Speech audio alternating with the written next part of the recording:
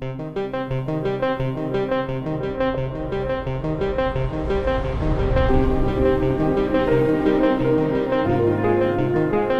অপেক্ষা ও নাটকীয়তা শেষে কার্লো আনচেলত্তিকে প্রধান কোচ হিসেবে পেয়েছে ব্রাজিল। 26 মে আনুষ্ঠানিকভাবে দায়িত্ব গ্রহণ করে 2026 বিশ্বকাপের জন্য দল গোছানো শুরু করবেন এই ইতালিয়ান কোচ।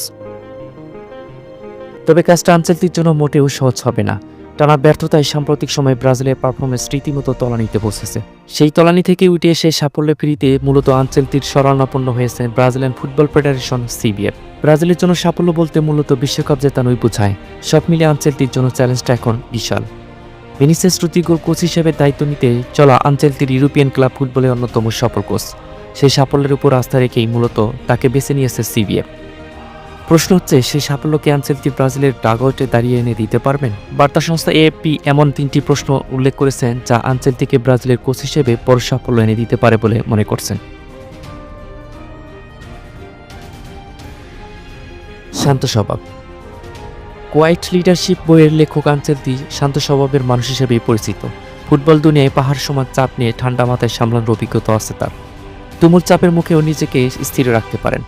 ঘাম চিবুতে চিবুতে চোখের ইশারায় বদলে দিতে পারেন খেলোয়াড়ের গতিপথ।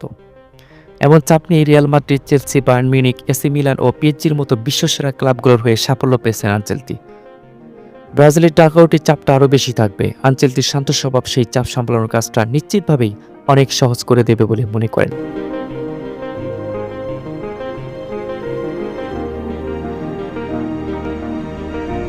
মধুর সম্পর্ক। সাম্প্রতিক সময়ে ব্রাজিল দল সাফল্য না পেলেও দলটিতে তারকার অভাব নেই। নেইমার, ভিনিসিয়াস, রদ্রিগো, রাফিনিয়া কিংবা আলেসান্ড্রো বিশ্বমানের ফুটবলার। এখন এই খেলোয়াড়দের কাছ থেকে সেরাটা বের করে আনা এবং তাদেরকে একটা দল হিসেবে খেলতে উদ্বুদ্ধ করতে আনচেলত্তির মতো একজন কোচকেই প্রয়োজন।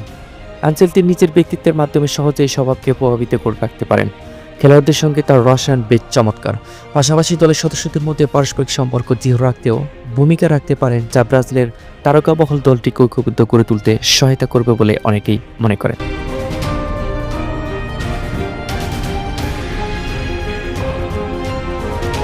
ব্যক্তিগত চ্যালেঞ্জ।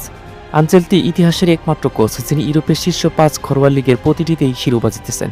এছাড়া খেলোয়াড় হিসেবে 2টি এবং কোচ হিসেবে জিতেছেন সর্বোচ্চ 5টি চ্যাম্পিয়ন্স লিগ।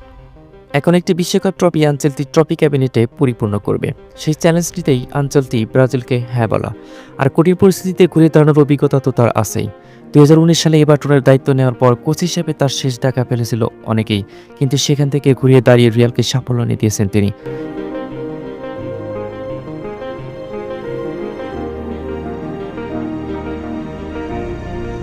এরকম স্পোর্টস নিউজ পেতে আমাদের সাথে থাকুন, সিমির সাথে থাকুন।